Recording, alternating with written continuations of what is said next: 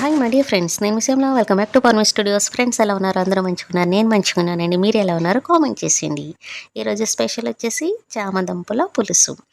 చామదుంపలు నేను నీట్గా వాష్ చేసి ఒక కడాయి తీసుకొని దాంట్లో చామదుంపలు వేసి ఉప్పు వేసి ఉడకబెట్టుకుంటున్నా. ఈ విధంగా ఉడకబెట్టుకోవాలి. తర్వాత చామదుంపల పులుసుకి కావాల్సిన పదార్థాలు: కొత్తిమీర, ఆనియన్స్, పచ్చిమిర్చి, టమాటోస్ అన్నీ సన్నగా తరిగి పెట్టేసానండి. అలాగే కొంచెం కరివేపాకు కూడా తీసుకోవాలి. కరివేపాకు అయితే మా గార్డెన్లోనే ఉంది, తీసి రెడీ చేసి పెట్టేసాం. ఇప్పుడు చామదుంపలు ఉడికేలోపు మనం చింతపండు కూడా నానబెట్టి పెట్టేసుకోవాలి. చామదుంపలు ఉడికిపోయి వాటర్లో వేసుకొని చిన్న ముక్కలుగా కట్ చేసి పెట్టుకున్నాం. అలాగే స్టవ్ ఆన్ చేసి కడాయి పెట్టేసుకొని ఆయిల్ వేసుకున్నా. ఇప్పుడు సన్నగా తరిగిన ఆనియన్స్ వేసేసుకోవాలి. పచ్చిమిర్చి కూడా వేసుకోవాలి. అలాగే కరివేపాకు కూడా వేసుకొని ఒకసారి కలిపేసుకోవాలి. చక్కగా ఆనియన్స్ మగ్గాలండి. మగ్గిపోయినాయి. ఇప్పుడు మనం ముందుగా కట్ చేసి పెట్టుకున్నాం కదా టమాటో కూడా నేను పెద్ద సైజు టమాటో తీసుకొని కట్ చేసి పెట్టాను. ఒక టమాటో అయితే సరిపోద్ది. టమాటో కూడా ఆయిల్లో చక్కగా చూడండి ఈ విధంగా మగ్గాలి. చక్కగా మగ్గిపోయింది.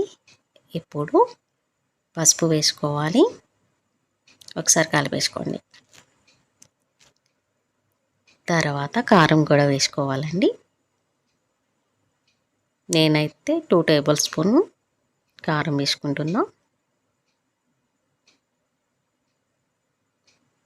కలిపేసుకొని కొద్దిసేపు కుక్ చేసుకోవాలి.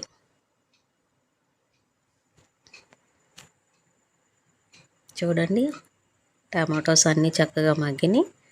ఉప్పు కారం కూడా మంచిగా పట్టినాయి. ఇప్పుడు చామదుంపలు కూడా వేసేసుకోవాలి. కట్ చేసి పెట్టుకున్నాం కదా. ఉడికిన తర్వాత ఎక్కువసేపు ఉడకబెట్టుకోవద్దండి. చామదుంపలు పేస్ట్ లాగా అయిపోతాయి. ఇప్పుడు ఒకసారి కలిపేసుకోవాలి. ఉప్పు కారం అంతా చామదుంపలకు పట్టాలన్నమాట. చూడండి చక్కగా పట్టేసినాయి. ఇప్పుడు కొంచెం వాటర్ వేసుకోవాలి. వాటర్ వేసుకుని కొద్దిసేపు కుక్ చేసుకోవాలి అంతే. ఒక 1 మినిట్ 2 మినిట్స్ కుక్ చేసుకుంటే సరిపోద్ది. కొంచెం ఉప్పు వేసుకోవాలి. ఆల్రెడీ మనం చామదుంపలు ఉడకబెట్టుకునేటప్పుడు ఉప్పు వేస్తాం, అందుకని చూసుకొని వేసుకోండి.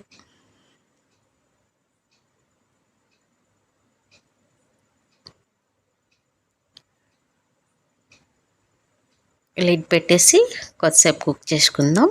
ఈలోపు మనం ముందుగానే చింతపండు నానబెట్టి పెట్టుకున్నాం కదా, అది చింతపండు రసం తీసి పెట్టేసుకోవాలి.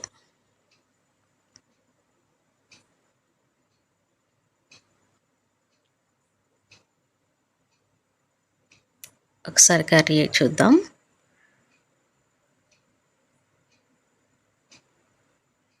చక్కగా ఉడికిపోయింది. ఇప్పుడు చింతపండు రసం కూడా వేసుకోవాలి.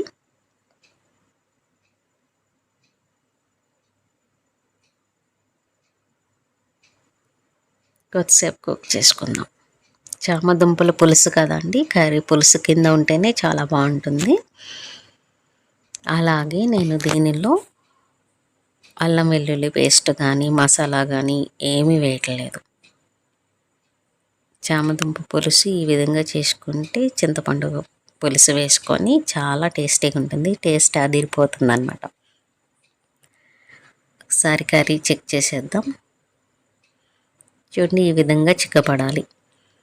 పులుసు కదా, ఈ విధంగా ఉంటే సరిపోద్ది. మనకి కర్రీ రెడీ అయిపోయిందండి. ఈ విధంగా ఉన్నప్పుడు స్టవ్ బంద్ చేసేసుకుంటే మనం ఎట్లాగైనా కొంచెం మగ్గుద్ది కాబట్టి ఇంకా కర్రీ బాగుంటుంది, దగ్గరికి వచ్చేస్తుంది. ఇప్పుడు ఫైనల్గా కొత్తిమీర వేసేసుకొని ఒకసారి కలిపేసుకొని స్టవ్ బంద్ చేసేసుకుందాం. గుమ్మగుమ్మలాడే టేస్టీగా చామదుంపల పులుసు రెడీ అయిపోయిందండి.